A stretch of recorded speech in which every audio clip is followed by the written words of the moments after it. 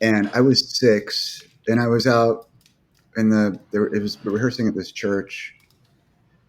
And my dad came out and he goes, "Hey, you want to be in a play?" And I was like, "Yeah." I go, "What? Sure." And he goes, "Oh, you get killed and you just have to lie in this shield. You think you can be still for 30 minutes?" I'm like, Right. yeah. So, because in the play, they throw me off a cliff and sacrifice me. And so I got the best reviews of everybody.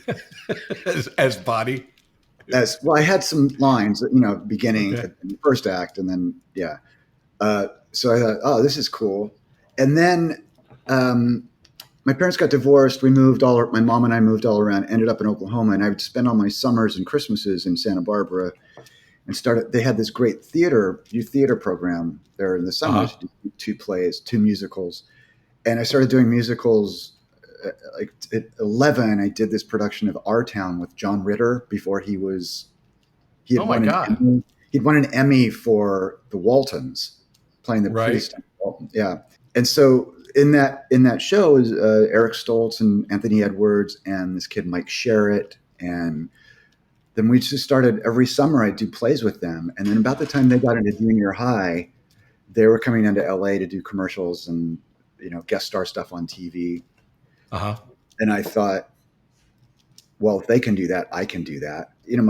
My dad had tried to be an actor for a year in 1970. He taught English and drama at Santa Barbara High School. Yeah, and then he took a year off, came to LA, tried to be an actor, did not go well. And so he told me, it's impossible. It'll never happen. So I thought, that sounds like a challenge to me that I'm willing to take up. And on the other side of that, my mom said, if you don't go, you'll always wonder what would have happened. So you should do it. You should try it. And so after I graduated from high school, I was 17. I came out here and I was roommates with Eric Stoltz and Anthony Edwards and this other guy, Scott Durnovich, who we all were buddies. And I don't know you may not know this. So remember the Jacobys, obviously? Yeah. So yeah. D. Jacoby had this house. I was going to get out here. We were all going to live in this house that D. Jacoby was going to rent to us. And that never happened. So we ended up living in a 1-bedroom apartment across the street from USC where Eric and Tony were going to school. And our friendship magically survived those 3 months. And during that time, my car got stolen with everything I owned. Exposition is not a very safe area. No. So when you're here, when you got down here, you had a really, at least if I remember right, you had a really great job. Where did you work? Where was one of your first jobs here? My first job, I was a Christmas extra in the hardware section at the Broadway on Hollywood and Vine. That was in 1980. Yeah. And then I worked at Shakey's Pizza in Santa Monica as a cook. And then I got a job at the Chinese Theater. I was an usher, and then I became head usher at the Chinese Theater for 2 years. What's the distinction? What kind of powers do you get? Well, head usher, instead of making $3.50 an hour, I was making $3.65 an hour. So I was taking home, a couple $100 a week. That was cool. That's pretty sweet. When I started, you'll like this story. When I started, Reds was showing, a Warren Beatty commie movie. Right. That's 4 hours long. Yeah. And so I was at the door talking to this old usher who'd been there forever, who they ended up firing because he was, anyway. And I see Fred Astaire walk up to the box office. No way. And I wow, that's Fred Astaire. And then I see Fred Astaire walk away from the box office. Wow, that was Fred Astaire. I wonder what movie he went to see. And so the girls who worked in the box office were Filipino generally. And so on break, I was like, so that guy, Fred Astaire, she goes, oh yeah, he said he was in movies but he didn't have his SAG card because it used to be able to go see movies for free with his SAG card. God. He goes, yeah, so we didn't let him in. I'm like, oh my God, that's Fred Astaire. And I think he has handprints. He's signed in the courtyard. But he just sort of I guess, yeah, that's showbiz. And that was I get it now. Yeah. What are you feeling at this point? I mean, when you come out here, what is your what's the kind of a specific goal? I know it's to get work and to be an actor, but like, who did you want to see yourself as, or what was like the perfect answer to your question that you were coming out here for? I wanted to be the next Dustin Hoffman. That was and be a great character actor. And I wanted to be a great American character actor. It really happened, but that was my sort of template. Mm-hmm. And it was, it was interesting because I ended up, Eric and I continued to be roommates. I moved to this other place anyway. And we ended up at this house, renting this house in Van Nuys, and another roommate was Ali Sheedy. And I was working at the Chinese theater, and she did Bad Boys and War Games. And Eric did Fast Times, and they were working, and everybody I knew was working, and I was working at the Chinese theater. And Kathleen Wilhoit was another Santa Barbara person who was she was working. Oh, wow. And we had the same management. And I remember, and she had gotten a job that I really wanted, but she had turned down the TV show Fame.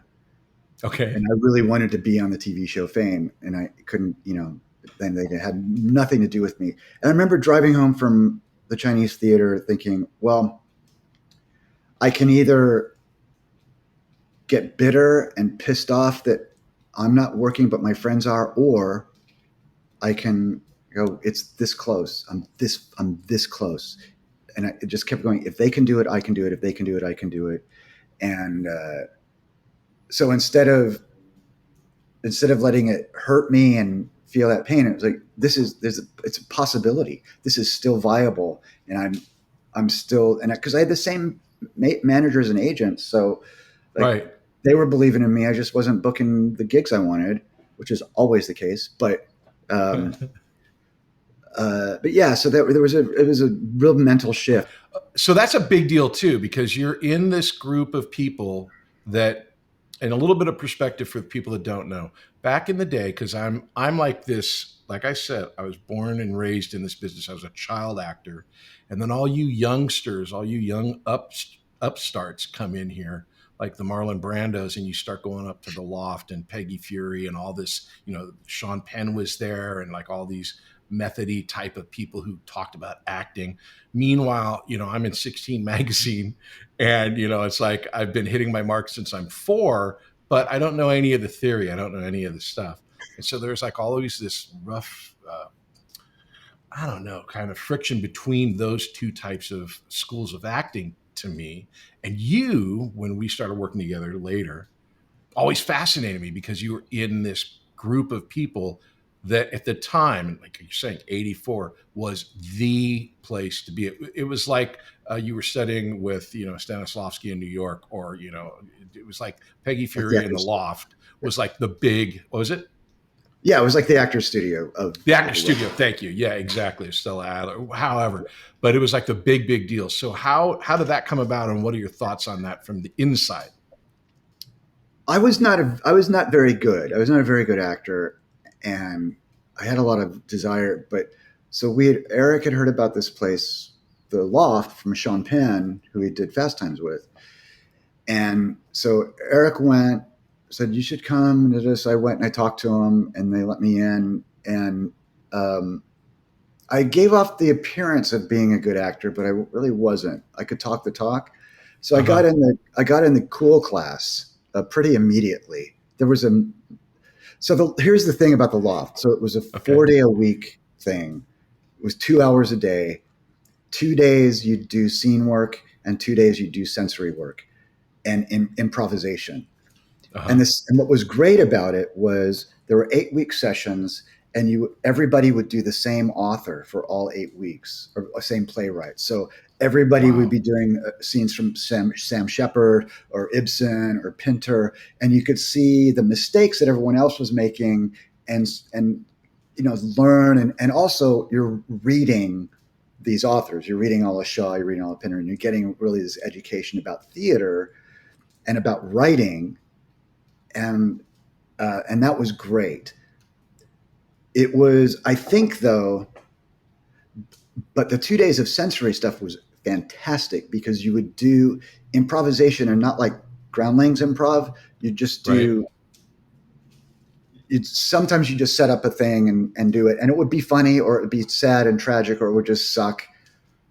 Character work. You're just creating characters that are true to themselves. Yeah. And sometimes you do improvisations with the character that you're working on from one of the scenes. So that was really cool. But I think that Loft sort of screwed me up for quite a while, because I was talking to Horvitz about this, Richard Horvitz, and I felt like I had too much stuff and trying to apply it to this. I was trying to make like gourmet meals out of McDonald's ingredients, right? Which is, and that's just because of this type of work I was getting. It's not, there was, I mean, the writing in the 80s was not great. There was some great stuff, but I was not a part of that. But so I was a little like working too hard on stuff. And now all I try to do is not do anything when I'm auditioning or when I'm working. Just let it all go. Because I feel like I've been around long enough and I have enough time in front of the camera and enough life experience now that just really showing up and being on camera and just listening and talking, because that's really all you need to do as an actor is just listen. I think it's a great way to say it.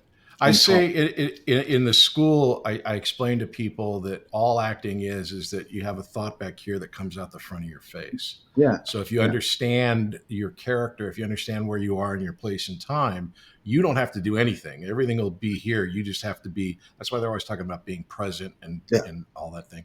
But again, it's really interesting. I mean, it's fun to talk to you about the acting part because as a young actor, you're soaking this all in like a sponge, and you are wanting to unlock the secrets of acting like no one has ever done before. Going backwards here with one question for you.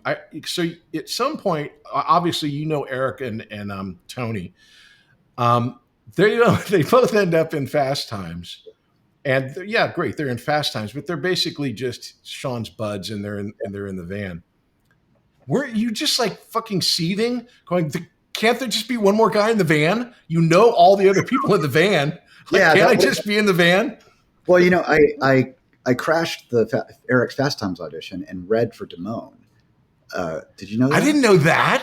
Yeah, so I drove because back in the day, like you drive your friend, like you didn't get the audition, but you drive your friend to the audition and you sort of sit there and you go, hey.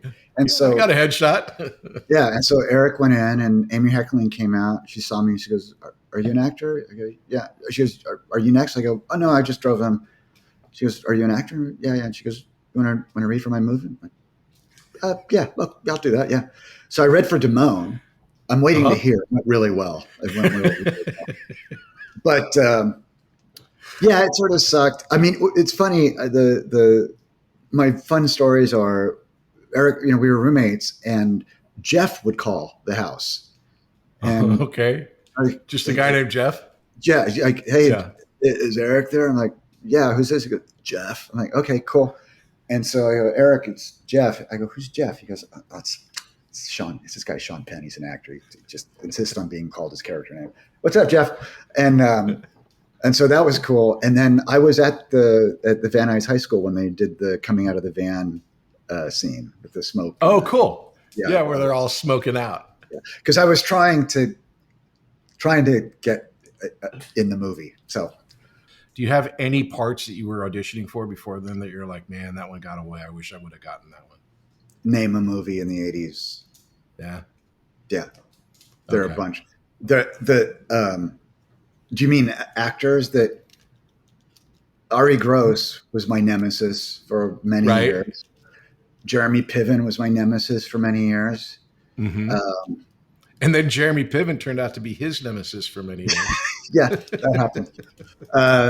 There were a couple of movies that I really, really wanted. Killer Clowns from Outer Space was... Oh, the Shadow Brothers movie. I love that movie. Yeah, and then there was a movie called Sketches, which ended up I forgot, but it ended up, oh, Jonathan Silverman was also my nemesis, but I beat him out for my first big job. But it was Jonathan Silverman, Annie Potts, and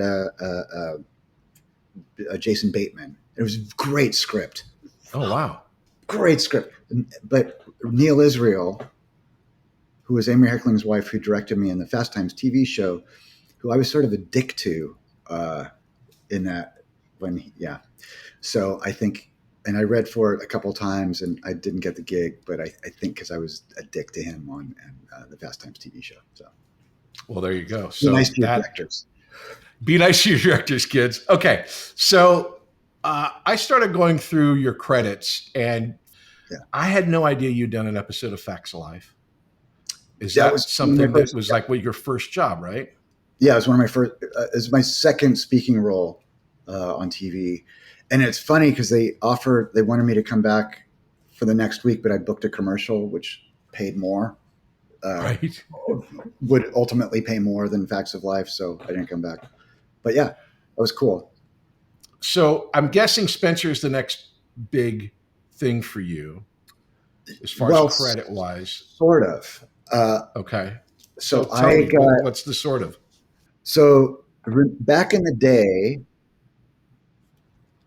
they used to make TV movies, right, with all the stars of the network shows. So NBC would do a TV movie with all their network stars. So they did this TV movie called High School USA. Michael Fox and Nancy McKeon, and then what they did was they got the old TV stars like Bob Denver and to play their parents. And so in that show, with Crispin Glover and Michael Zorak played these two characters, Archie and Chucky, like the funny weirdo loser guys. So of course the TV movie did well because it had every NBC star, and then all the old stars. So it was like, great. So they decided we're going to make a pilot, a TV series out of this. So Crispin Glover, who is a genius, said, I'm never doing TV. I'm never going to do TV again. No. So, and I knew Crispin from the Loft because he studied at the Loft as well. And so I go in and read for Archie, and I book the gig. I get the gig. And me and Googie Gress are playing Archie and Chucky in this TV show. And so 3 days in, I walk up to my honey wagon, and the AD has erased my name, and I see C. It's literally the worst. CRI, and she turns. I go, hey, and she goes, oh, hi, and puts her thing over there. I go, I'm gonna put my stuff in there. She goes, oh, well, no. I go, well, she goes, Dory, the producer, wants to talk to you. I'm like, oh, okay. So I go, but I'm just gonna put my stuff in here. She's like, no, just take your stuff. Just go. So we got fired. And it's like being on a date and going to the bathroom and coming back and another dude sitting at the table. Exactly. So what happened was the network. What's funny is the day before we were shooting this scene, and they didn't do coverage on me and Googie. Like they did sort of like one take on each of us. Right. And it's good. But I didn't say any of my lines. No, we're good. It's good. Exactly. That was weird. Like, wasn't that weird? Yeah, that was weird. So we see Dory, the producer, Dory Weiss and Len Hill, and they're talking to some guys in suits outside. So we walk out, and Googie and are like, please don't fire us. Ha ha ha. Please don't fire us. Ha ha ha. Yeah. Next day we got fired. So what happened was the network really, Crispin was great. Crispin was just, it's on YouTube. You can watch it. It's this. No, I actually watched it on TV. Oh yeah. So yeah, this is like mad. And I was doing my own thing, sort of inspired by him, but I'm no Crispin Glover. So they really wanted what Crispin Glover was doing. And so they got him and Michael Zorak back, and Crispin was a guest star. He didn't have to commit to doing the series, and they paid him $35,000. Whoa. Which in 1984 was like $35,000. That's still a lot of money. It's a boatload of money, and he didn't have to commit to the series. So, and then before High School USA, my dad calls me, and it's 1984. I've been out here 4 years, and I'd done a little bit. I had my SAG card. I had an agent, one manager. Said, "Hey, listen, you've been out there 4 years. I think I'll pay for college. I'll pay for college." I'm like, no, I just around the corner. So I booked High School USA, and then I got fired. I made my manager call him and say, "It wasn't Dean's fault. He's great. We're behind him. They love him." So then that in line then, so then you ended up on Spencer from right. Okay, and so for replacing those someone of you, who'd been fired, actually. So oh my God. yeah, so I booked. So I actually read for the pilot of Spencer. They cast this other guy, David Greenlee, and then a few months later, I get call go and read for Spencer again, and I book it. But I'm forever 3 days. If I make it 3 days on a set, I'm good. But for the first 3 days, I'm seriously terrified that I'm because both of those things were 3 days, and there was another thing that was 3 days. Just about 20 years ago, I got fired from again.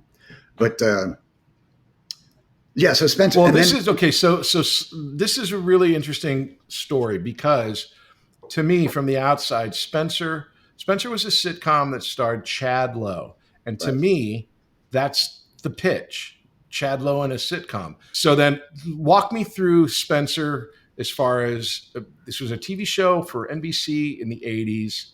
And it's about a crazy kid named Spencer with two wacky friends there's two funny loser geeky friends, and we're all trying to get laid. That's all the movies, everything we did in the 80s, like a bunch of guys trying to get laid. That's because all the writers who were writing stuff at that time never got laid in high school in the 70s, so all they wrote about these fantasies about geeky guys getting laid. But so here's what I want to ask you, okay? Because here you are, we've gone through it. This is a really realistic progression, like from Oklahoma to Santa Barbara to Los Angeles. You're working, you're in class, you're getting a commercial, you're getting this thing. Now you're on Spencer. It's on NBC, which for all you kids out there, it's a network that you'd watch on television, and it had millions and millions of viewers. Huge. And then you watch this thing implode. What was that like when you're just a dude going to work, happy to have a paycheck? And I believe it was Chad talking to his brother and friends who convinced him not to do TV on his TV show that he's starring in. Specifically Charlie Sheen, yes. The tapings were like a Beatles concert. Chad would walk out, and they'd bus in high school girls. And it was screaming, like you can't believe it. You probably experienced it, but like, holy crap. And we'd walk out there and like scream like, wow, this is amazing. And we were taping at Sunset somewhere, blah, blah, blah. But they'd be out on the gate like, Dean, Grant, Chad, come talk to us. I'm like, holy crap, this is weird. It was weird. So Chad was in it. And his brother would show up to the tapings, and they would have to take him away. They'd have to take him back because he was Rob Lowe at the time. This is 85. Yeah, prime Rob Lowe. Prime, and Charlie, So, but they were saying, and this was a thing back then, is there were TV actors, there were commercial actors, there were TV actors, and there were movie actors, and there was no crossover. Generally, there was, but we didn't want to believe that happened. It was just so. Like Crispin never did TV again. I didn't want to do TV because movies were cool. Anyway, absolutely, sure. But it's not like you're starring. He's starring in a show that's titled after him. Yeah, he's the lead. Decides that he's character. He's Spencer. So then he says he's not going to come back, or how did that go down? Yeah, he's like, I don't want to do the show anymore. He's 16, so they can't. There's no contract that they can make him. Yeah, I think they ended up suing him, and I think there was some settlement. But yeah, he left. They retooled the show with Ross Harris as a Spencer character. Ronnie Cox was the dad. He left as well. They brought in Francis Sternhagen and Harold Gould to play the grandparents. No slouches, though. They're amazing. Oh, my God. And Mimi Kennedy was the mom. Okay, so you're Dean Cameron sitting on the set. How did you first hear about this, and what does that do to your thought process? What are you about Chad? thinking? Yeah. Um, uh, we get calls going, we're probably not going to start right back in January. There's a couple of hiccups. Oh, that's weird. And I'd call Chad. I'm like, hey, Chad, what's happening? And he wouldn't call me back. And then finally, he called me and said, I'm not going to come back to do the show. And I sort of understood, like, okay, great, but what? And Mimi, I was going to direct this thing with Mimi this year.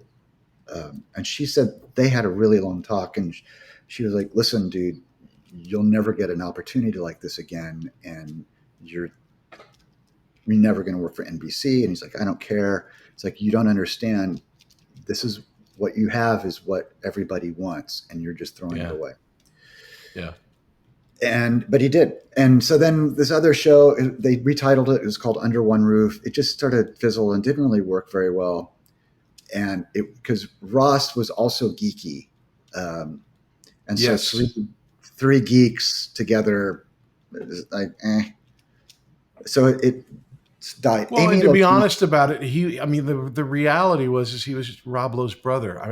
He's talented, and the show was good. I remember enjoying what they did on the show, but at the same time, it was like you have a Nancy McKeon, you have a Philip McKeon, you have my brother, me. Like there's a benefit to having some sort of like, oh, he's the brother of, but Ross didn't. And it's funny because I ran into Chad. About 10 years ago at Warner Brothers. And he said, yeah, I shouldn't have left. I shouldn't have left. Yeah. So again, we're here at Prince of Bel-Air. And how did you get Prince of Bel-Air, and what was that for you? And what was it like working with the man, the myth, Don Swayze? Prince of Bel-Air, I ran in, I auditioned, and I think I read for it once, and I booked the gig. I mean, it was it was during my funny friend sidekick years. So me and Don Swayze were the Mark Harmon's funny pool guy assistants, and I remember really wanting to not like Mark Harmon because he was handsome TV guy, but he was so nice and just a pleasure. And I was very methody. So we worked in this pool thing. And so the owner of the pool guy, is there something I can be fixing here? And he goes, yeah, you could take this filter apart and be putting that together. This is why I love Mark Harmon, because I was doing that. And the director was like, what are you doing? I go, well, I'm putting together this filter, and I think because my character would be doing that, and it's like, no, it's too much. And Mark Harmon goes, I really like this. That's a really good idea. So that stayed in. And then I ad-libbed something. I had a straw or something. I drooled. You drooled, yeah. It was like you have a thing to. Snorkel. A snorkel. You're playing with a snorkel, and Don Swayze wants to play with it. Right. And you call him out. Yeah. And I just ad-libbed, I drooled, and the director's like, what, you used to ad-lib something? I go, yeah. And Mark Harmon goes, it's really funny. Keep it. So forever, Mark Harmon, I was like, God. And I remember telling my girlfriend that at the end of the day, I was like, yeah, he's really nice. He's a really good guy. So I remember when we shot it, it was Harmon and I in like this big truck that we had to drive around in. So I had a lot of just me and Mark Harmon time. It was just like he was so aware of other people. If you talk to Mark, as you know, he will never talk about himself. He will always talk about you. Yeah. And he told me one story. We were driving around Westwood, and in Westwood, he's like a god because he was the quarterback of UCLA, and his dad is this huge football hero. And so was Mark. And I was having some girl troubles, and me and him are talking about girls. And he goes, well, what I used to do is I used to go over to the sororities, I'd knock on their door, and I'd say, hey, make me dinner. And they'd make me dinner. And I'm like, that's a horrible story, Mark Harmon. there's no possible way. Like you're the football hero of UCLA. You're Mark Harmon. You look like you look, and you're just knocking on a sorority saying like, you go do this. And he goes, yeah, why wouldn't you? I'm like, because I'm not Mark Harmon. I'm not you. And he goes, well, I would try it. And it was like, what was so funny about it was he's a smart guy, but at some level he doesn't get the Mark Harmonness of his Mark Harmonness. Right. But okay, so we do Prince of Bel-Air, which again is another TV movie, and then you end up doing Fast Times, which is the television version of Fast Times at Ridgemont High. Right. I did not read for this, but I wanted to. I couldn't get in for whatever reason. It was the hot thing. Everyone wanted to be on it, and I think this is one of the most brave, amazing. Like, you just had no fear in doing this. You played the Spicoli character, okay? Right. How the fuck do you get the balls to like go and do this when it's a singular character that today people are still imitating? Sean Penn Spicoli, right? No, but I mean, here you are. You did a good job on the show. Let's be really, really honest. I think you're really talented. You did a good job on the show. You were not Jeff Spicoli from the movie. You were your own Jeff Spicoli. Yeah. And you're never going to be compared favorably. What is the thought process when you are a young actor doing that and being especially in that group of people where, I mean, you worked with Sean at the Loft, right? I mean, he was there. What's that whole thing like? Well, when they announced that they were doing this show, I remember Crispin and Glover and I were going, who's the poor fuck who's going to play Spicoli on that show? Can you believe what sort of asshole is going to be playing Spicoli on the TV version of Fast Times?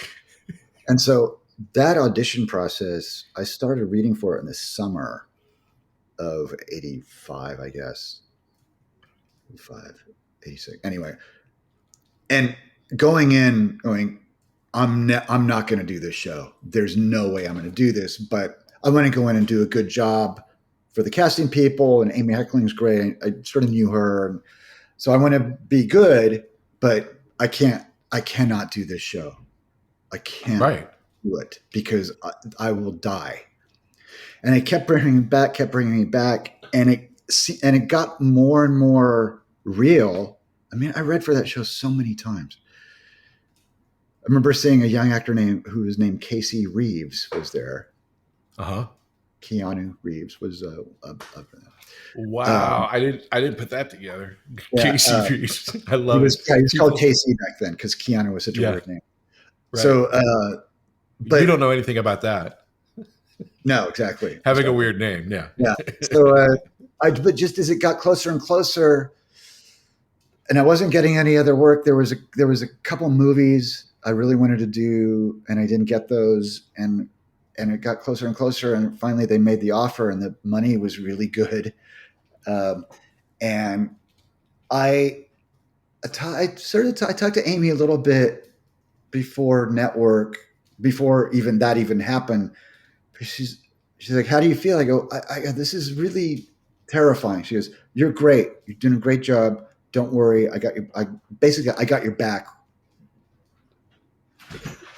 Basically saying, we're not going to cast you if you're going to suck, right? But they basically had to know the same thing you did too, which it's a really hard task to catch lightning in a bottle. Yeah, twice. and my manager was like, "It's a TV series. Do this." She goes, "I bet you it won't last. So, but it will be good for you."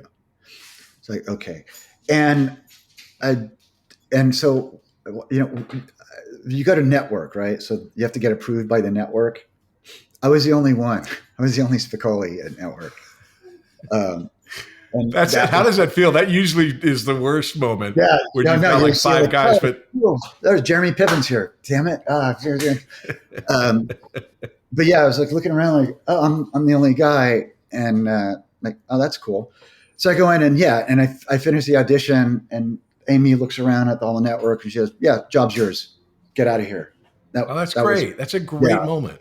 Yeah, rarely happens. So did it, survived. And it was difficult because it was on CBS and the network. I couldn't be high.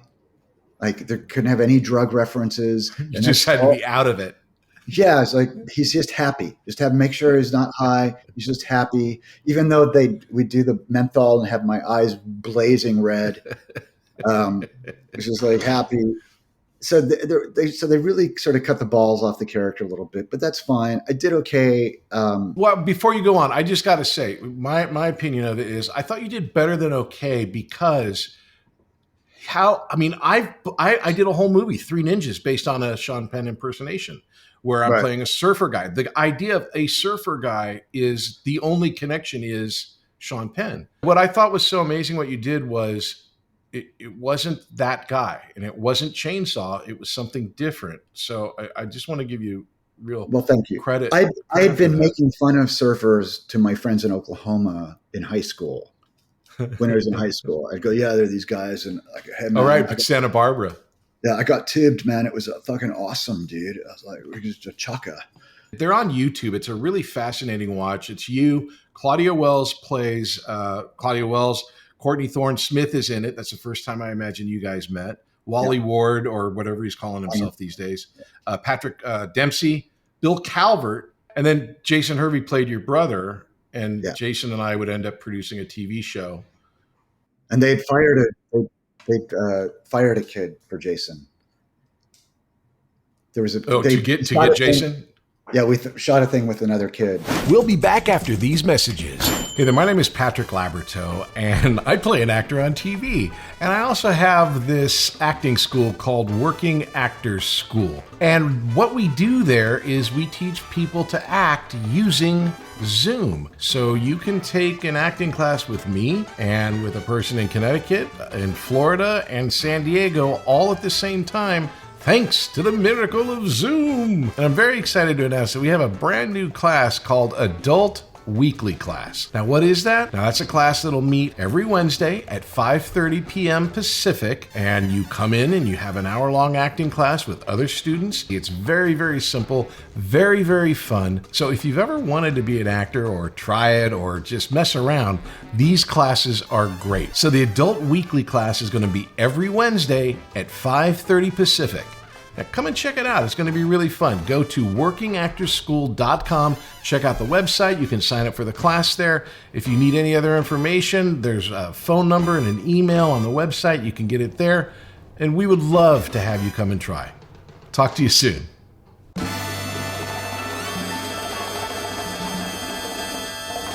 Act 2, Success. Moving on. Here we are. We're at summer school. Okay.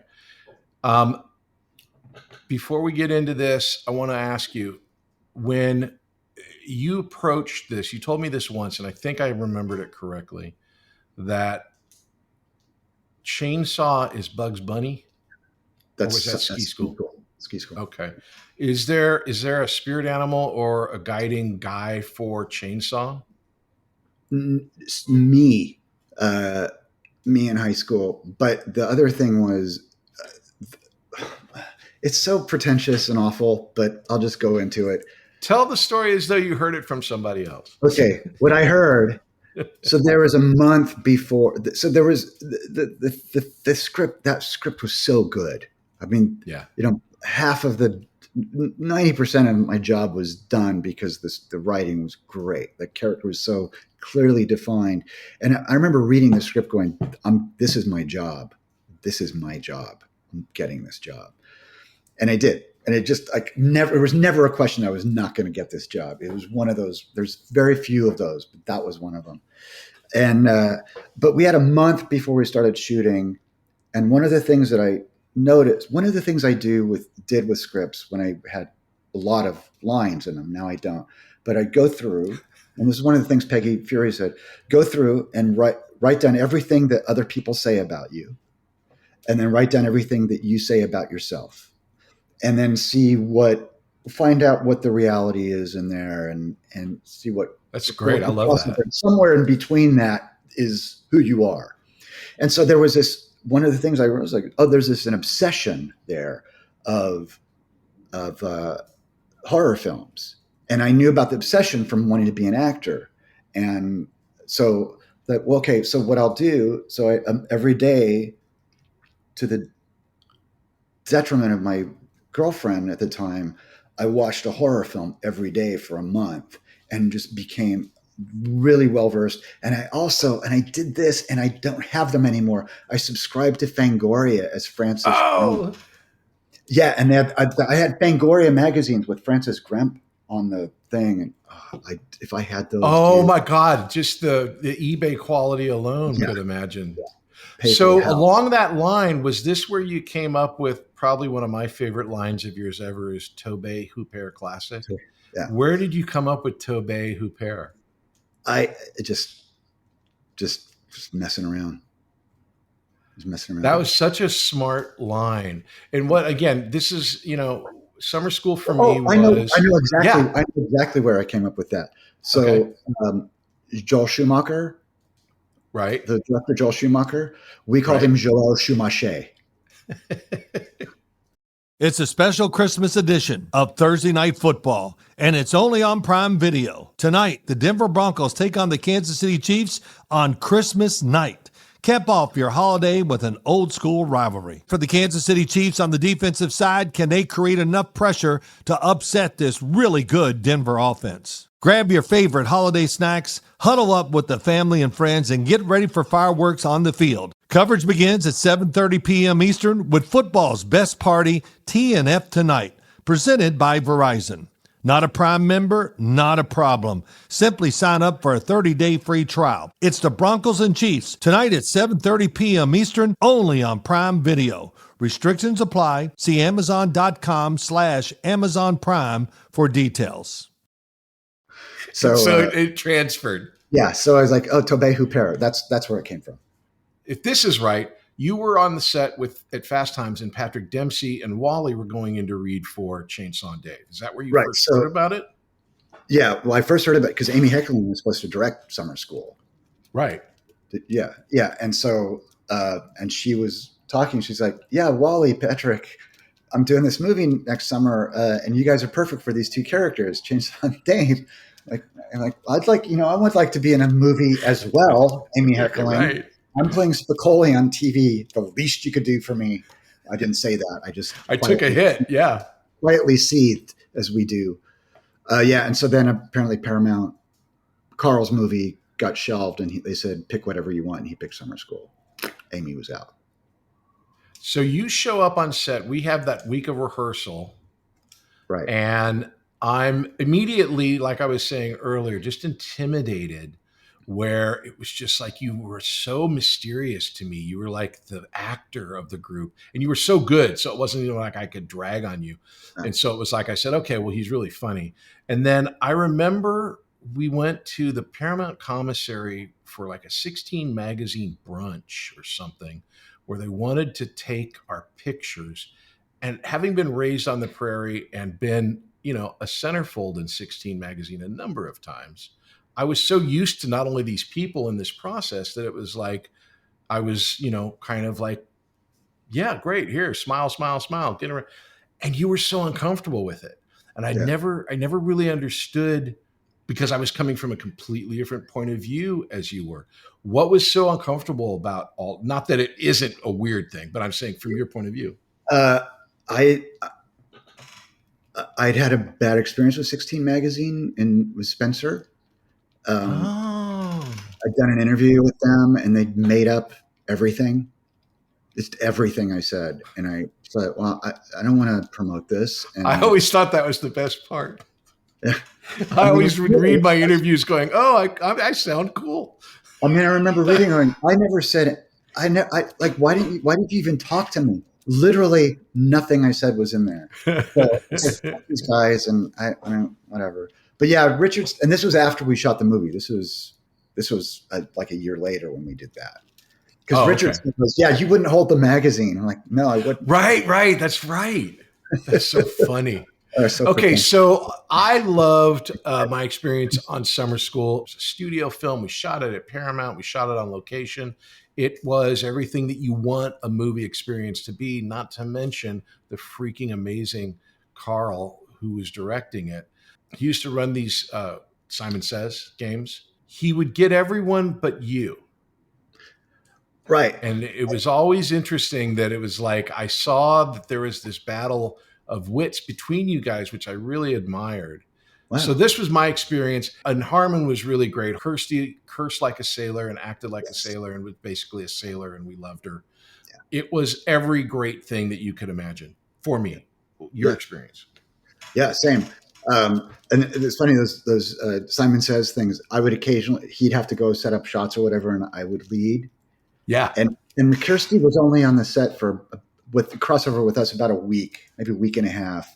Uh-huh. So she was sort of this outsider. And I remember she'd sort of lure, because she'd go, can I play? And I go, yeah, stand over there. She'd go, okay. And I go, you're out. Like, pretty much without fail every day. And then she'd curse like words you couldn't believe existed. She'd curse. But yeah, it was it spoiled me forever. It spoiled me, and I think sort of fucked me up because the script was so good. Right. It's a great director. We worked, the hours were 10 to 6, 9 to 6. Like, yeah. Because Carl Reiner's like, you don't have to kill yourself to make a movie, which I've always kept, like this little stuff I've directed of like, let's shoot an extra day so we don't have to work 15 hours. Because he said, it's just movies and TV. It's just movies and TV. Like, oh yeah, right. We're just doing a movie. Yeah. And he really connected with everybody in the cast and was so generous with his talent and seemed to just enjoy us. He was so disarming. He would tell stories about his son, Robbie, and it was like weeks before I put together that it was Rob Reiner, because I know him as Rob Reiner, not Robbie, my son. Yeah. And it's just like, oh, right. My buddy Sid would, right. Like, oh, you're talking about Sid Caesar right now. Okay, cool.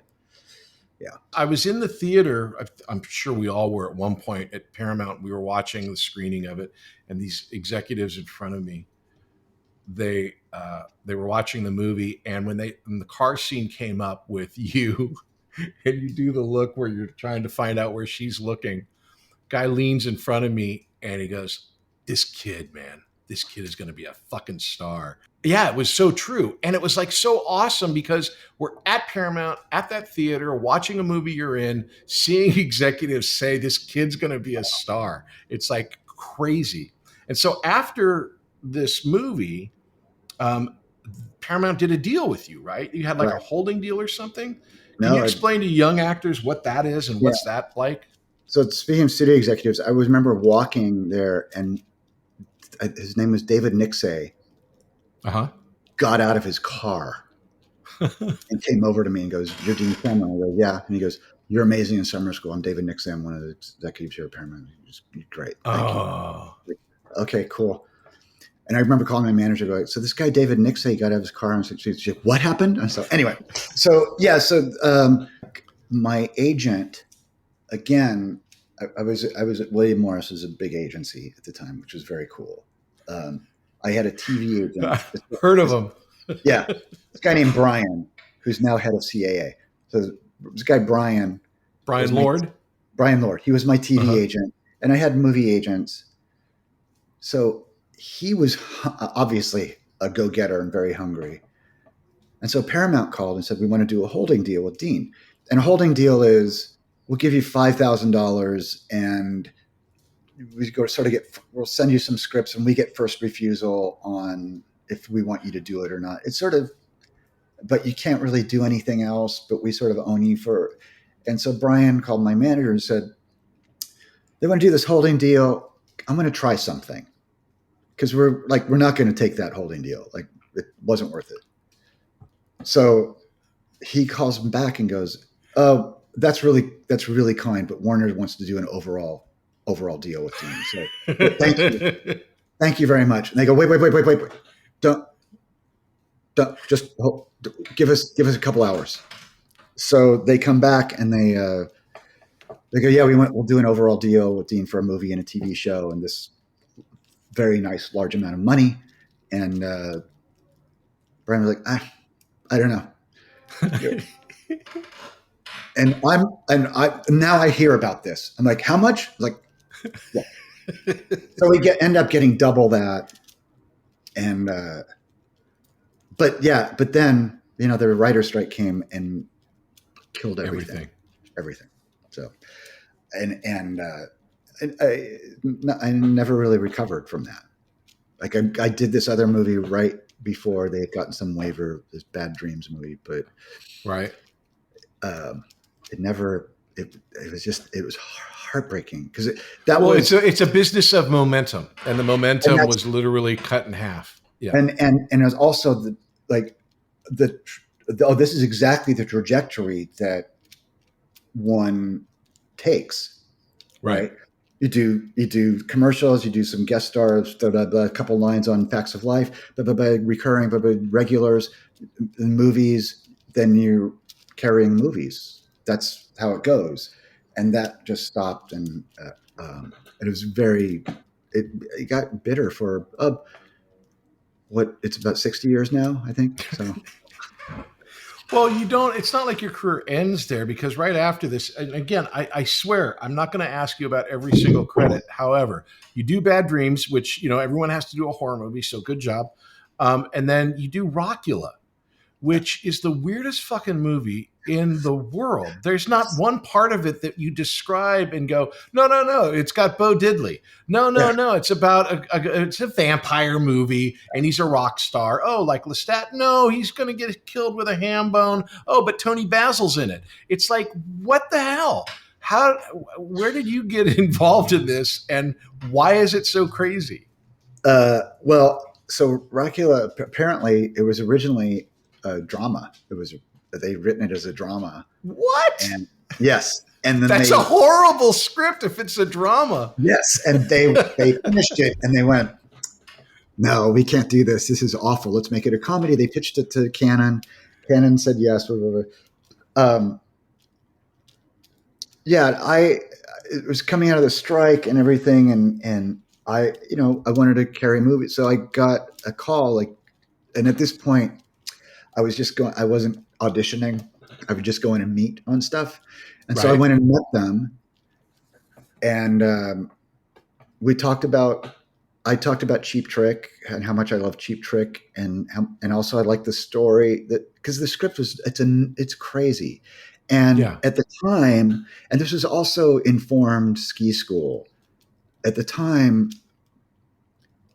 there were stuff we're coming out of the 80s stuff and into very serious 90s movies, and young actors being like, oh, we're doing God's work and we're serious and we're going to be homeless. Like specifically, there was a movie called Where the Day Takes You about homeless teenagers. Right. And I called it everybody in it, from Ricky Lake to Balthasar Getty.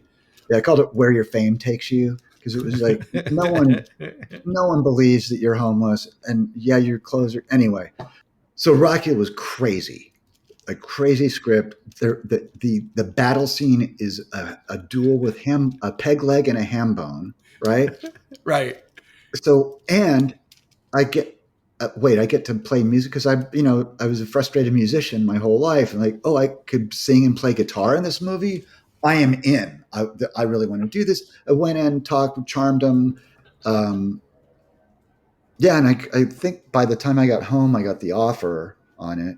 And it was a fantastic experience. But anyway. This thing to me is insane. Okay, so Thomas Dolby is the guy that you're fighting with a ham bone, who at the time was like, it was the height of Thomas Dolby. Tony Basil is like this other witch who is at the height of Tony Basil. He plays my mom. Bo Diddley. I literally mentioned Bo Diddley in Heathers. And it's like I go, who does that guy think he is anyways? Bo Diddley? And it's like, it's Bo Diddley in your movie. So you're playing music with Bo Diddley. Yeah. There was a scene where there's a scene where we're jamming. Because of the rights and stuff, we couldn't use Bo Diddley music or Thomas Dolby, and they ended up using a piece of anyway. And there was this great moment in in the shoot of that. I think we're doing Rapula. My reflection is another character. And I always joke that I got to work with my favorite actor, Dean Cameron, in the movie. And we were leaving the set, like they're doing other setups, and Bo Diddley was behind me, and he and Susan Tyrrell would spend a lot of time in their trailer hitting the sauce there. So they were heading back. They were very happy, as CBS They were would very say. happy. But he said to her, he goes, "Man, this movie could be really good." That was so cool. Here's another. This is heartbreaking. So, I was intimidated by everyone, imposter, whatever. But so finally, after one day, Bo Diddley cooked ribs. You had Bo Pop's rib cookout, made lunch for everybody. Of course. Great. And I even had some because I was, anyway. So I brought my tape recorder and I said, "Hey, Bo, would you leave an outgoing message for my answering machine?" He's like, "Yeah, sure." Right. He goes, "Hi, this is Bo Diddley. I'm not going to do the Bo Diddley accent. I will in a minute." He goes, "Hi, this is Bo Diddley. Dean's not home right now, but leave a message." And so that's my outgoing message for a little bit. And when I put it on my machine, and when I worked, I didn't tell people that I was working because no one was happy about it. No one was ever happy that none of your friends were happy you were working. So I had this answering machine like, "This is Bo Diddley. Dean's not home right now." And people were like, "Dean, that is awful. That is not funny. That's racist and horrible. And that's disgusting." So I erased it. No! Yeah. Oh! Yeah. Oh, God. Okay, so music obviously is a big part of your life, and we'll get into that a little bit later. But then you do Men at Work. It was a movie that was it written by and directed by Emilio? Yeah. So Emilio Estevez writes this movie. Charlie Sheen is in it. They're brothers, in case you don't know. And Dean's in it, and a whole bunch of really fun people. What was that experience like? I had a blast. That was a blast. Because I was a dick, I kept turning it down. I went in, I met Emilio, and I read a scene with him, and he was just laughing the whole time. I thought, that's pretty cool, but he's Emilio Estevez. He's a dickhead. He's a brat pack. And Charlie Sheen's blah, blah, so fuck these guys. And you had quite the chip. There was this one line in the script this line of description that I thought, so pretentious and dumb. Like, no. So they offered me the movie, and I was like, "No, I don't want to do it. I don't want to do it." And we're like, "This is Emilio Estevez and Charlie Sheen. What are you talking?" Like, "No, I don't want to work with that guy. He's a dummy." So what happens when you really say no? And this was the thing I learned from Paramount. When you really say no, they're like, "Okay, well, we'll give you more money then. And we'll give you credit on the poster, and we'll give you a huge trailer." And no, okay, well, we'll give you more money, and we'll give you a bigger trailer. So I'm like, oh crap! And so I went out to lunch with Andy Fleming, who directed Bad Dreams. I was telling him, and he goes, "Do you want to be an actor?" I go, "Yeah." He goes, "Why don't you act in this movie?" Yeah. Call my agent, like, "Let's do it." So I did it. Emilio Estevez was so nice, such a nice guy. That's great.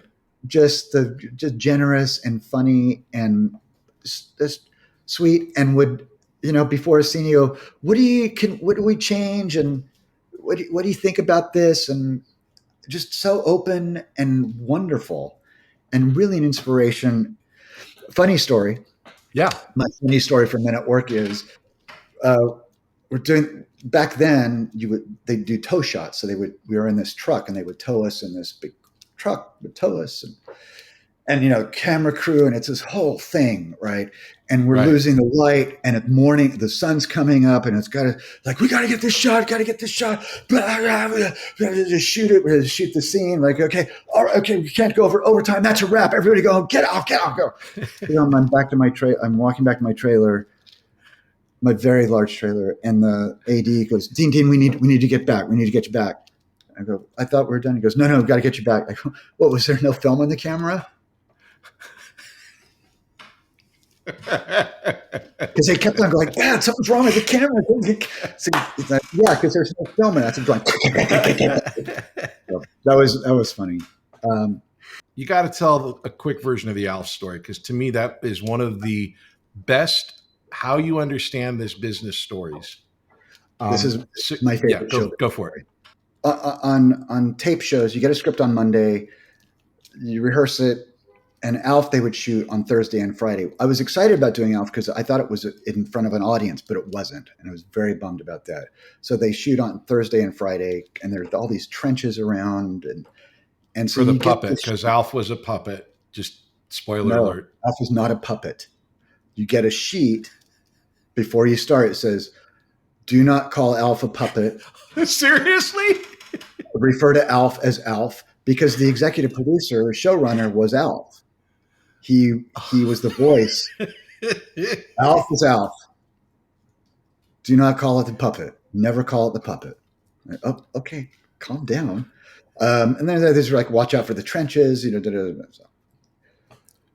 I was bummed because I was doing Alf, right? But it was three episodes. And so Monday you get this script, and this script is funny and hilarious and great, and everybody's really funny. Everybody's great. It's like all these funny lines and everything was funny. By Thursday, Alf has all the good stuff, and everybody else is just a straight man for Alf. And so after 2 weeks, I was demoralized because I was so excited. Oh God, this script's really great. This great. I'm a straight man for a puppet. So Max Wright was a 4th season. I think I'm demoralized after 2 weeks. Imagine working on this for 4 years and this happening every week. So Max Wright, God, I love Max Wright. He tried, man. He was trying to make stuff funny and good. And he would suggest stuff and they'd go, no. Or they go, yeah, that's great. Alf, why don't you say the funny line or the funny bit of business? So I'm standing next to the showrunner watching them block a scene. And they're blocking the scene. And the woman who plays the wife goes, I don't know if I really need to be in this scene. Do I need to be in this scene? I feel like I have nothing to do here. And then Andrea, who ended up on Outer Space, she's like, yeah, I feel like, what are we doing? Couldn't it just be Max and Alf? And Max goes, you know what? I'm trying to make this show good. I'm trying to do something here. And I look around and the crew just backs off. Like, oh, this seems like this happens a lot. Everybody just stops working. We're looking at Max. Like, I'm trying to work here. I'm trying to do my thing. And I'm like, fuck yeah, dude. Yes, you are. You are trying to work. Because he's like, we're doing the scenes and he's looking at me. He's like, I'm trying to work. And he says his first great line. He goes, I am sick of working with people who would rather be shopping. I'll write that down. It's in a script I wrote. And then he starts, and he goes to the, is it Ann Shadeen or Sarah? Ann Shadeen. He goes, you never want to be here. You're right about that. And you're a bad influence on Andrea because she doesn't want to be here either. They're like, fuck you, Max. They walk the set. And then he goes, God damn it, put us on sticks. We're the puppets. We're the puppets. So I'm standing next to the showrunner. But then, like, boom, second team comes in. They continue blocking the scene. Work goes, like, oh, happens all the time. And so I turn to the showrunner. I go, so does Alf throw tantrums? He just says, no, he doesn't. And I'm thinking he's trying to think of a show that has no humans involved. Right.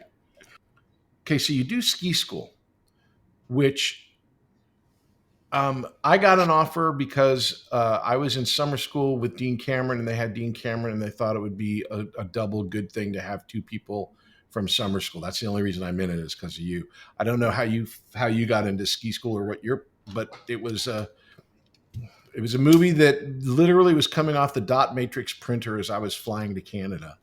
And they did not have a script. You, Stuart, and I added a bunch of stuff that was in the movie that ended up being funny. And then how did you get involved here? Because there's this big chunk here that I want to talk to you about.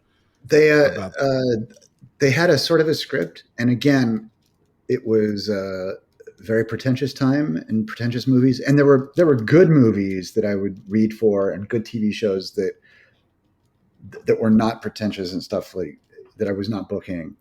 And I needed to work. And I met with them and they sent me the script. And there was the monologue about the marmot, about shaving, having the dream about shaving the marmot. And I thought, this is cool and subversive. And there was some funny stuff in there. There was some really funny stuff in the script describing, like, there was a thing where we did the dance and then we'd stop, and then we did the dance and we'd stop. This could be really funny if they finish the script by the time we shoot this. This could be really funny, and I really liked the character, and I thought I could. And I told them, I said, I think I could do this and be Bugs Bunny. They didn't understand what the hell I was talking about. But and then they also but explain it. Bugs Bunny is an agent of chaos is kind of what I would take. And I mean the most physical manifestation of it, what happens in the movie is at the end when I kiss the guy on the lips. Because that's right. Bunny would grab his hand right on the lips. Yeah. And also they paid my rent for a year, which was nice. So but what happens here, which is really interesting, because I saw it, I was there. You and I come from summer school. You would think, if you were imagining what this set was like, is that you and I hung out and we were the buddies. But you and Stuart Fratkin had started a love affair that continues to this day. Where you guys were so good together that I think you were better in this than almost anything, based on that you had Stuart and vice versa. Stuart had you. How did that come about, and what did that feel like for you?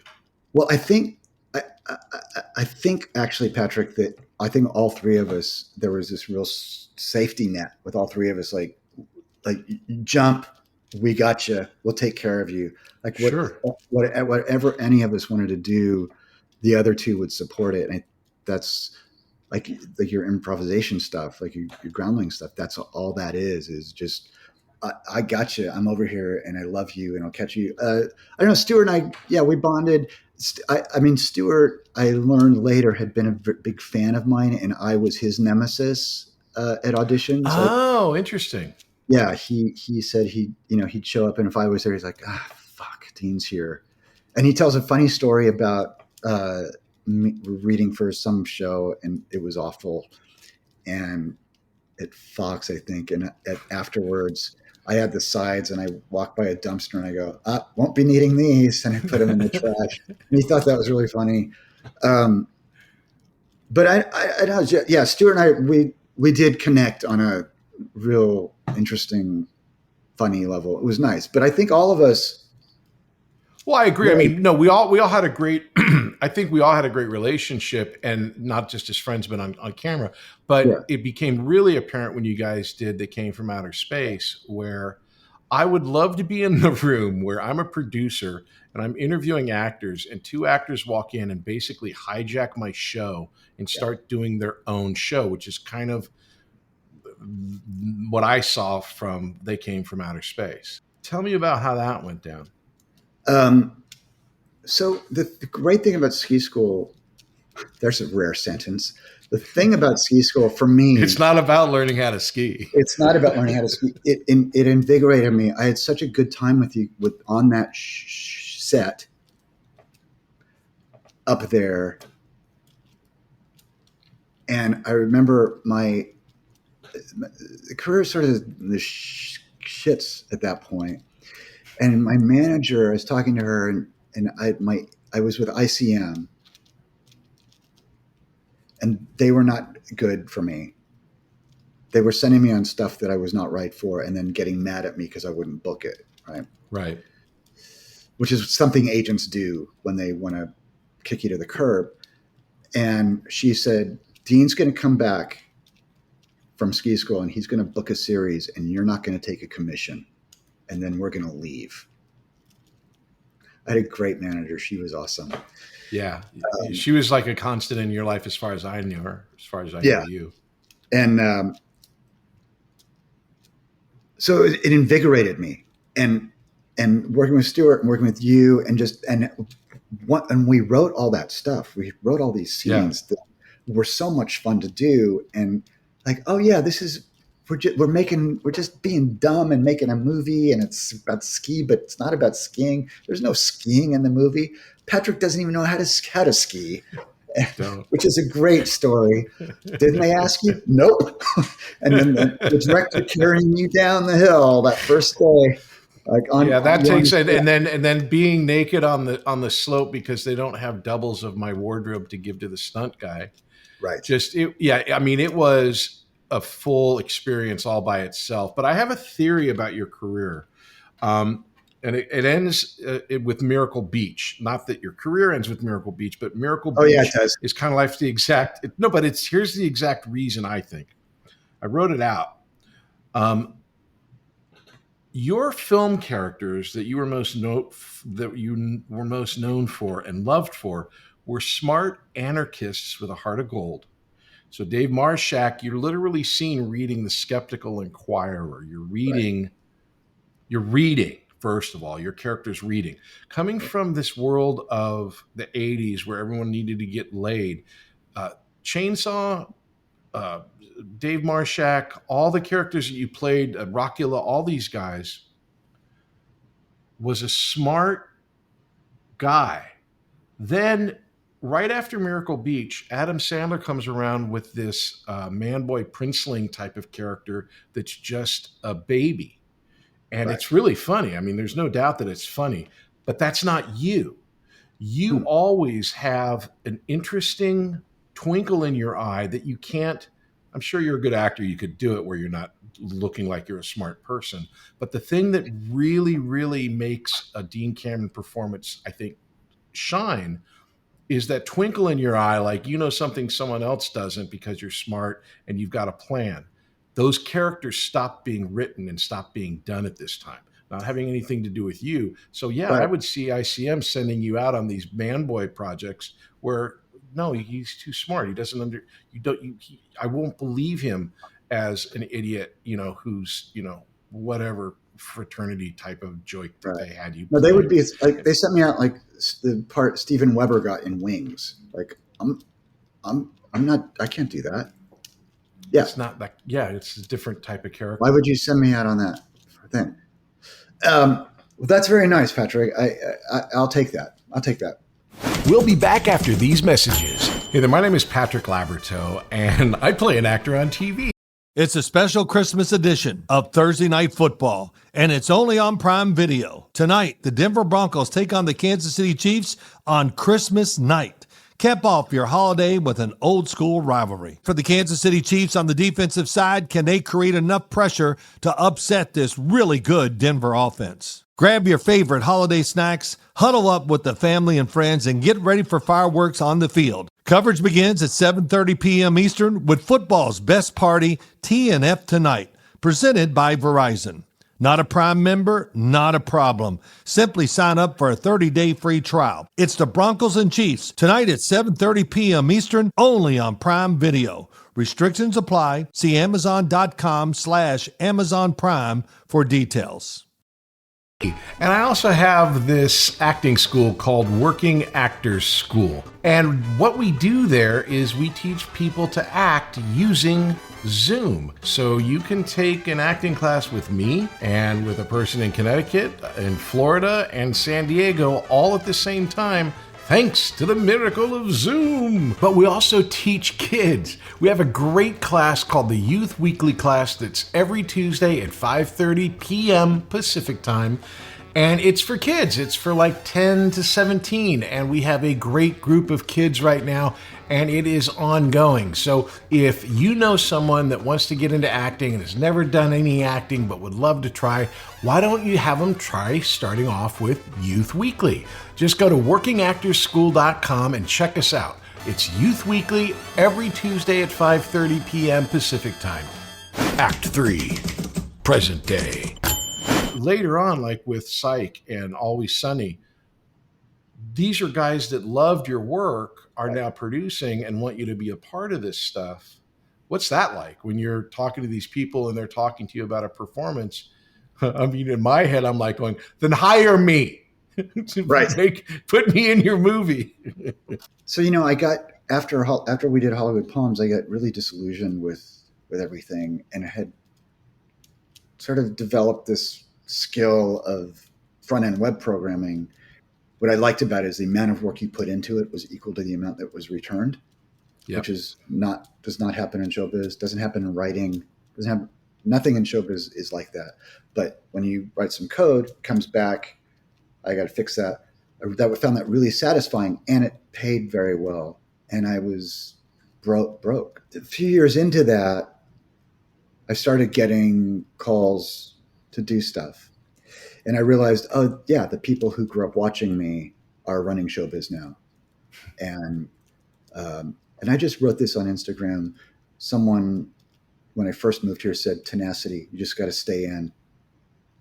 And because if you leave, you won't get it. You'll never book anything. But if you stick around, you're gonna work eventually. Mm-hmm. So, yeah. So what was like on Always Sunny? I go up to Mammoth and I walk into the restaurant to go, and they're all sitting there, Danny DeVito and all the guys. And they're like, come over, talk to us. Like, oh no, it's okay. No, come over and talk to us.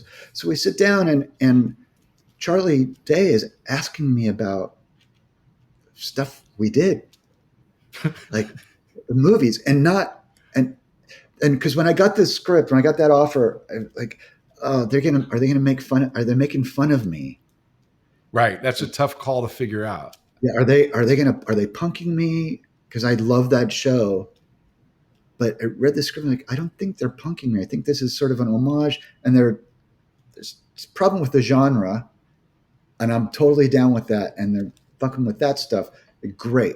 But so he's asking me about the stuff we did. He was truly interested, and not like,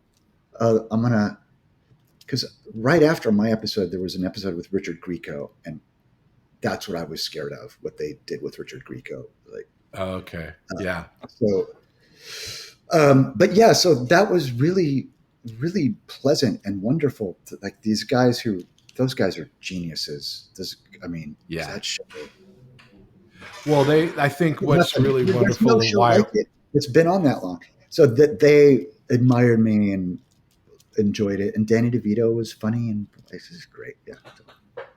So we skipped over, but it's part of our career was Hollywood Palms. So in the classic Hollywood tradition of out of work actors, we go, let's write a movie that we can be in. And long story short, yeah, we actually get the movie made. But you've said this a couple times, and I'm really interested in your take on it, that it was a couple years too late. What do you mean by that? Well, we started writing that script we had started writing it before the Great Career Crash and I went to Vegas. We wrote that started writing in 95, right? Right. So, and that was the era of very talky movies and people talking a lot. It was the Tarantino stuff that was happening, which is great. People actually being human beings with each other. So let me just back up. I'm so sorry. So Dean and I wrote a movie called Hollywood Palms. It takes place in the apartment complex named Hollywood Palms in one night, the night that you have to pay your rent. And it has like 4 different stories that originally was going to be written by 4 different people. And you wrote a story, I wrote a story, and the other 2 guys bugged out on us. And so we ended up writing this movie together. And so that's the backstory. Yeah. And we'd started that in 95. Anyway, by the time it got made, which was 2000, then by the time it got released, which was 2001, that was sort of done. In talky independent films. So I think it was a couple of years too late. If it had come out earlier, I think it would have done better and been received better. But I'm thrilled with the movie. It's some of my best work. Yeah, me too. Yeah, I agree. I think mission accomplished. Jeff Nachmanov did a great job directing it. I think it's fantastic. Although he later did a movie called The Hotel Rwanda and labeled that as his first directorial film. Yeah. Not Hollywood Pop. So it's like, okay, I guess we're his 480 over at USC. Nice reference. But Hollywood Palms, I thought, was so wonderful because of the experience. It was right around that swingers time of like, Matt and Ben writing. We wrote this thing. Literally, you were living in the Hollywood Hills. We would look out. It would be summer. We'd look out on the moonlit area of Hollywood. It was really classically like, we're going to make this movie, man. Yeah. Like 8 years later, we did. And It had all these great, Elizabeth Mitchell and why was I going to say Dolph Lundgren? Judge Reinhold. Judge Reinhold, Matt Winston, Matt Adler, all these wonderful people. And Paget Brewster. Yeah, Paget Brewster. And we did, Dave, it was like 2 weeks at the No Longer Here Ambassador Hotel. Yeah. And it was a great experience and also wonderful just for on your resume, just to be able to say we wrote a movie and it's a movie. Here, you go look at this movie and it says written by Dean and Patrick. And it was really a great experience. And one of my favorite things and very personal for, I think, both of us, story-wise. I mean, anytime you're writing something, you take stuff from your own life and then it filters as the story continues. But I know mine, and I think yours, starts off with this really honest, ugly story in our life that we then, write into the, comedy to make it better. So go rent Hollywood Palms. I saw YouTube, I think, for free. No, go rent it. We don't make any money off of it, or I don't. I don't know if you do, but no, I didn't make any money when we did it. But I do tell this story, which is hysterical, on TikTok, where we had our entire shoot was based around the schedule of the fountain that was in the middle of the set. The fountain was like $2,500 and was the most expensive thing on the set. Right. And I was doing JAG at the time. And on one particular day, they had driven me from Point Magoo, where we had 15 F-14 Tomcats lined up. So about $1 billion or $2 billion in set dressing on JAG and $2,500 in set dressing on Hollywood Palms. Remember that. Here we are. We've gone through the past, highs and lows. Now in act, we missed one where we are now. Yeah. What did we miss? We missed Stuart and I hijacking They Came From Outer Space. Real quick absolutely. So you guys had been on Ski School. You go in and audition for this thing, and how does that? I'm reinvigorated. I think Stuart's inspired by my bucket attitude. He goes, "I'm you reading for this? They Came From Outer Space." Like, yeah. Let's see if we can go in together. So our agents go, can they come in together? Like, yeah, we work on it. We change the whole thing. We rewrite the script basically. And we finished the audition and the producer goes, hated the acting, loved the writing. Loved the writing. Anyway, loved the acting, hated the writing. But apparently they canceled everyone else's auditions after that. And made offers. And then I coincidentally read with Courtney Gaines. They brought Courtney Gaines in the network to read with me. And he was great, but we didn't connect the way I did with Stuart. But yeah, and then that show, one of the rare, maybe one of the only 1 hour comedies, which may be why it's not on anymore in television history, but they just let us go. Cook. And we had so much fun. And I remember we booked the gig and it was good, and 20 episodes guaranteed. And that was awesome. And we were so happy. And I remember saying to him, there's going to be a day on set when we're both sick and it's freezing cold and we're miserable. Remember this. He's like, what? That's so smart. Remember this. And sure enough, there's a day where we both have the flu. We're shooting a scene we're working with a dog. We're in a convertible. It's raining. And he's like, God damn it. I'm like, remember when we booked this? He's like, yeah. And we had one argument the entire time, and it lasted 20 minutes, and then it was fun. It was fine. It was such a dream, that show. It was such a dream. We're not going to go over all of this other bullshit that is your life. You got a huge amount of like other careers, man. You were a Las Vegas magician and hung out with Penn and Teller.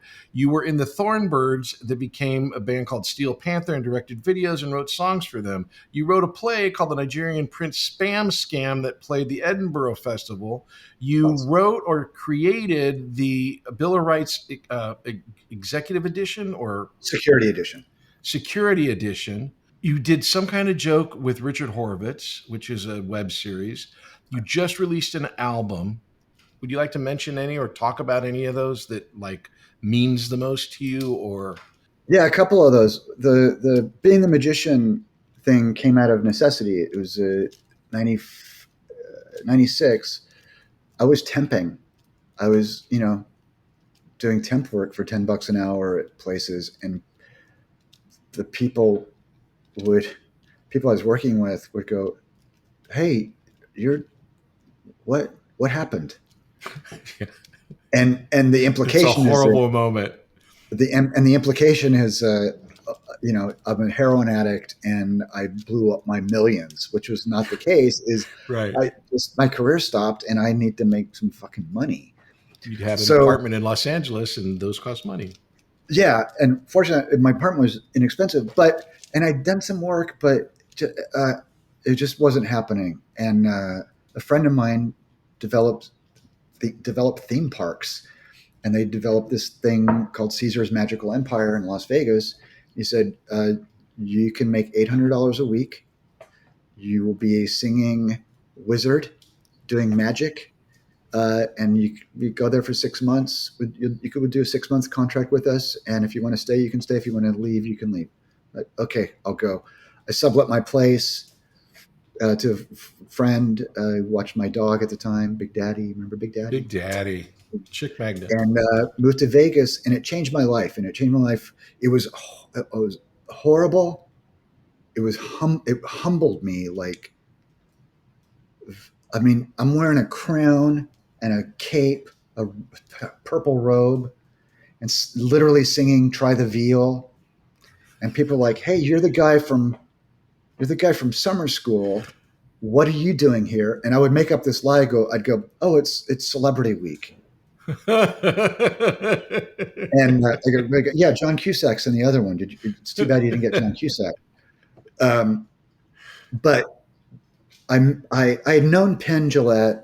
I'd met Penn Jillette in the late 80s in New York, and always liked him. And they had just started at Bally's in Vegas, and I had internet, so I found him, and he's like, "Hey, blah, blah, blah." He's like, "Oh yeah, Dino, come out to the house." Blah, blah. And so we became really good friends. And he had this group of friends. It was a really eclectic group of friends. There's a group called The Jungle. It was this internet group. And just like the guy who wrote Unix was on it. Jeez. Yeah. Artists, mathematicians, scientists, this really eclectic group. And I was included in that. And it changed. I went, oh, right. I have something to offer. I'm a good person. I'm smarter than, I'm not a smart person, but I'm smarter than what I've been expected to be in showbiz. Right. So I can do other stuff and excel and just try to be a better me. So that changed my life. And so Security Edition came out of that because after 9/11, I flew with Jeff to, it was October of 2001. We flew to the one film festival Hollywood Palms was in. And there were these two women talking in front of us on the plane. And this one woman goes, "Yeah, we got a wake-up call. We've had too much freedom." And I thought, that's impossible. That's impossible to have too much freedom. That doesn't make sense. That really upset me. And so a couple months later, I was whining to Penn. I said, you know what? Because the TSA happened, and I don't want to get into all the politics of the TSA Sure. and of the Patriot Act, but I was not happy with that. So I said, someone should take a piece of metal and print the Bill of Rights on it and highlight the Fourth Amendment, which talks about unreasonable search and seizure. I should do that. So I did this thing called Bill of Rights Security Edition, which was a pointless exercise, because what it did, it would set off. It's an act of civil disobedience. I mean, it's not pointless. I mean, it has a reason. Well, no, it wasn't even it was a thought experiment, because first of all, it wouldn't set off all the metal detectors. So that's one of the things you need to know. Point one. So it would set off some of the metal detectors. And the idea was like, it sets it off and you go, here, take my rights. That was the joke. But It was really like, well, what are you willing to give up? Are you willing to wait in a long line and take off your shoes and do all this stuff to get on a plane and feel safe? So that was that. So I was really happy with that. Got a lot of hate from it, which was at the time I could handle. I can't now, but it was. I'm really proud of that. And also Nigerian Spam Scam came from that, because when I was programming, I was working at this games company, and this is really before spam filters. So you would get those Nigerian emails saying, please help me, I'd give you $50 million. And so I would write back to these guys and say, yeah, I'll do that. And I was writing as this like character that I say in the show, only my shrink understands, which was this very excited millionaire from Florida named Dean Cameron, who has a son, but he also has a houseboy named Quan, and who may or may not cats. Yeah, and these cats. And so I'd write, and no one would answer. And finally, this one guy answered, and I was able to string him along for 3 years. And I ultimately ended up getting a check from him for $3.50.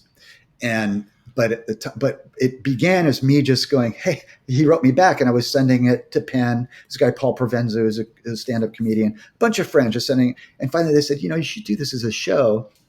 So I was active in this theater company where I met my wife. And so we tried it out at this late night thing, and it went over pretty well. And so there was a format wise, I thought it was brilliant. There was a big renaissance at that time of a show called Love Letters, where two people would stand at a podium and celebrities could go in and be like in a show, but they'd be just reading from a script. Right. And this is formatted similar, where you guys had all the stuff right there.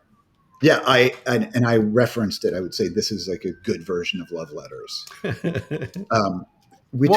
I remember you doing this, and I remember obviously it's an idea that's so Dean Cameron and such a weird thing that when I started seeing other people on YouTube doing it and claiming it, how does that? I mean, people were basically. I mean, it's hard to say, because what kind of idiot rips off an idea that's so unique and says that it's theirs? But they did. Well, actually, there had been people. There was a whole subculture called scam baiting, where people doing this before I was doing it, but they were mean. I was trying to be clever and funny, just have fun. And this when we went to Edinburgh, and after the second time, a few months later, this British comedian who I was at Edinburgh sort of made the idea very big. So I was like, okay, well, amateurs borrow, professionals steal, and he's clearly professional, and good for him. Because the show never did as well. I mean, like just about everything in my career, it never quite went as big as we had hoped. Maybe But here's what's interesting, and you lead to this great question, which I had already written down. So it's really good that you're working with me here. Isn't it weird how, as actors or professionals in a business, we look at what the goal is for us and just ignore the accomplishment that just is sitting there? That's so amazing. You performed at Edinburgh, which is like a goal for thousands and thousands of people. And you've written films, and you've starred in movies, and you've done all of these great things. And yet there's this weird discontent that we have. And I'm not pointing a finger at you. I'm saying we both have it, or a lot of Everybody, people have it. everybody I know in showbiz. What do you think that it. is? I mean, like with fame, even on your website, you say something. Maybe I'll become famous again, and I can, Appreciate it, and I can be appreciated. What's your relationship with fame? It's tangential, I think. So I know some very famous people, and but you've been very famous people as well. Nah, I've been almost famous. There's two things. Well, first one is David Lee Roth said this great thing. He said, I don't get all the girls I want. I get all the girls who want me. And that's showbiz. That's acting. That's movie and TV. I really wanted to be in the Breakfast Club. I was in ski school. Okay, cool. I always felt like showbiz for me was like dating a girl that was super, super hot. And you're like, I can't believe she's with me. I can't believe I'm with her. And at some point she's going to figure out that. But man, it sure is cool being with her now. And she looks great naked and I have a lot of fun with her, but it's not going to last. That's fame for me. That's a great description of it, because it's fleeting and you don't. Do I have it? Am I famous? Oh, am I famous enough? What happened? I'm not famous. Where did I go? No, I was somebody. It happened so fast. And because that girl is also, everyone else wants her, and she's got the pick of the litter, man. She's got whoever, and you're like, well, I'm with you now, but oh fuck. So that's fame. Well, that you mentioned it, which I kind of glossed over, but what's your relationship with Steel Panther? You've written songs with them. You've directed their music videos. You were in a band with, I guess, basically them, right? With Thornbirds? With the drummer and the guitar player. Yeah. Okay. It's a weird relationship. They've hit this other level that they sort of left me behind. Just that's basically it. You're Pete Best of Steel Panther. I sort of am. Of the creative team of Steel Panther.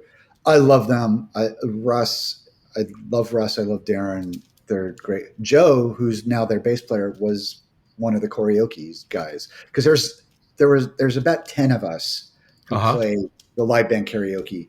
And Joe Lester, who's now Spider in Steel Panther, he was a bass player in one of the nights that I couldn't do, so he would do that.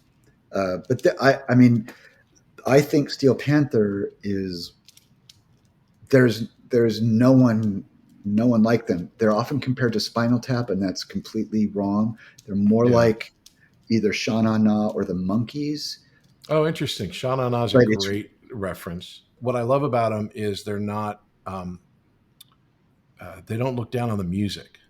They don't even look down on the people. They are kind of like enjoying the people and the ridiculousness that it was from a loving point of view. They ride this line, man, it's perfect satire. And what's great about it, Penn, there's this thing Penn talked about, Penn Jillette talked about, which is when people make fun of magic, they don't have the skill to do it. So eat me. I mean, the reason being that Steel Panther can play. They're not making fun of. They are that. They can play the music. And I met. Go ahead. Yeah, I met Russ when he and Paul Gilbert were roommates, and Russ was. Oh wow! He can play guitar, you know. Yeah, and Russ was teaching at Musicians Institute when he was a teenager. You know, that guy is a musical genius, and he can shred, but he can tell you what the relationship of the modes and Beatles songs are and why Zappa is good. I hate Zappa. He knows what a mixolydian is. He knows what a mixolydian. Did some of those guys play? Because now you just released an album, which I love, which is Low Speed Chase is the name of the band, which is you. And then the name of the album's Expect Delays, but they obviously, there was other musicians on it. you wrote all the songs and sang all the songs and played, but were some of the guys involved? Russ played a solo on Whiskey. Yeah, that's a great fucking song, man. I love that song. Okay, so I would love for everyone to go right now after this is over and check out Low Speed Chase Spotify. It's really, really good. Honestly, it's not a friend recommending. It's a guy who loves music recommending. We'll be back after these messages. Hey there, my name is Patrick Labyorteaux, and I play an actor on TV. And I also have this acting school called Working Actors School. And what we do there is we teach people to act using Zoom. So you can take an acting class with me and with a person in Connecticut, in Florida, and San Diego all at the same time, thanks to the miracle of Zoom. Now, besides classes, I also offer a one-on-one session. It's an hour just between you and me working on a particular piece of material, whether it's for an upcoming audition or maybe you're working on something and you need to have that breakthrough moment. These are really, really fun, and they're really, really great because they're really personalized and intense in all the good ways that intense can be. So if you're working on something, if you want to break through, if you want to have a one-on-one session where you're not working with other people, this is the way to do it. All the information is in the classes page on workingactorsschool.com. Act 4, questions. All right, now we're into Act 4 here, and it's going to be the questions, okay? Now, this isn't a fast round. You can think about this. It's not, and no gotcha questions. This one's called That's Showbiz, and it's the most Hollywood moment in your life. What would you say was the most Hollywood moment ever? Speaking of Joel Schumacher, I was having dinner with Eric Stoltz, James Spader, and John Philbin. Can I pick up those names for you? You seem to have dropped a lot of them. Well, okay, so we're at some restaurant, not a swanky restaurant, but a sort of restaurant. And Joel Schumacher walks in and goes, John Philbin, Dean Cameron, Jimmy Spader, Eric Stoltz, star, star, star, star.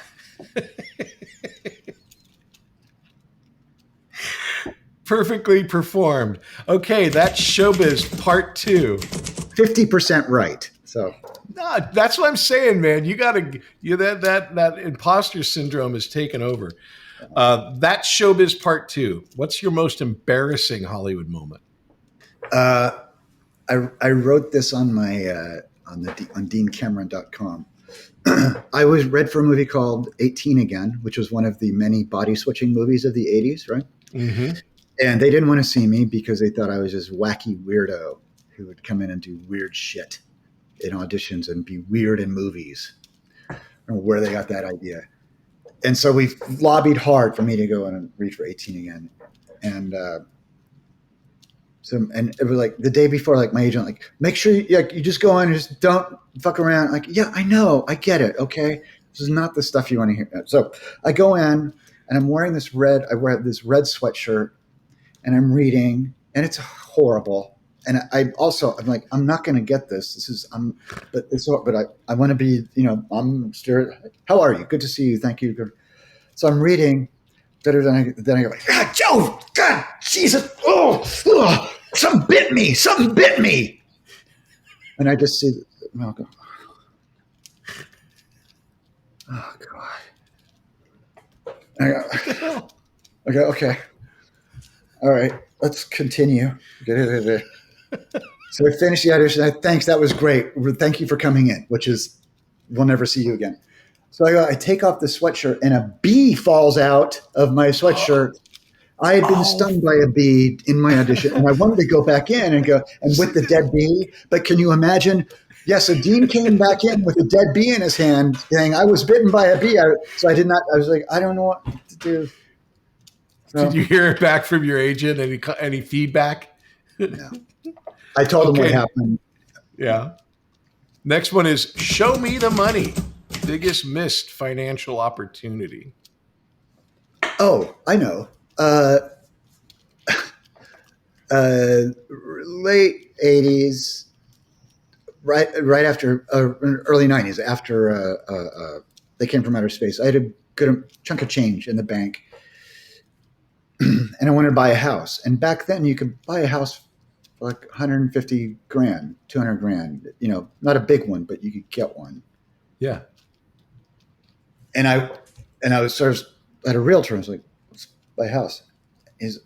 And I was like, I want to live in the Hollywood Hills. It's like, no, you can't afford the Hollywood Hills. I go, no, we could find. And so I found like this rickety piece of shit. It was like 150,000. It was too much because you had to put a lot of money down back then. He's like, Burbank, let's go look in Burbank.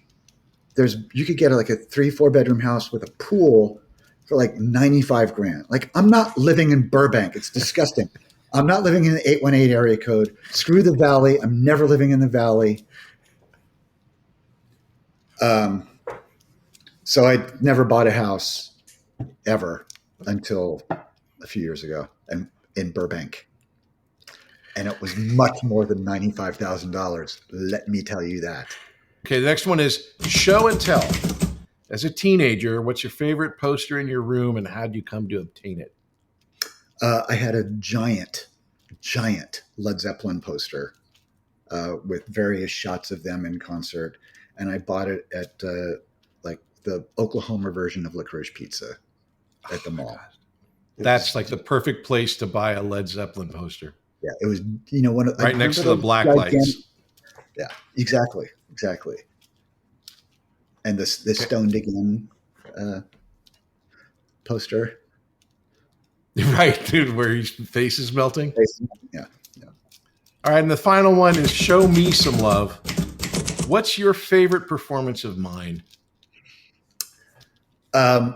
My favorite performance of yours is your Groundlings interpretation of your Joe Walsh Experience. One of the few who saw it live.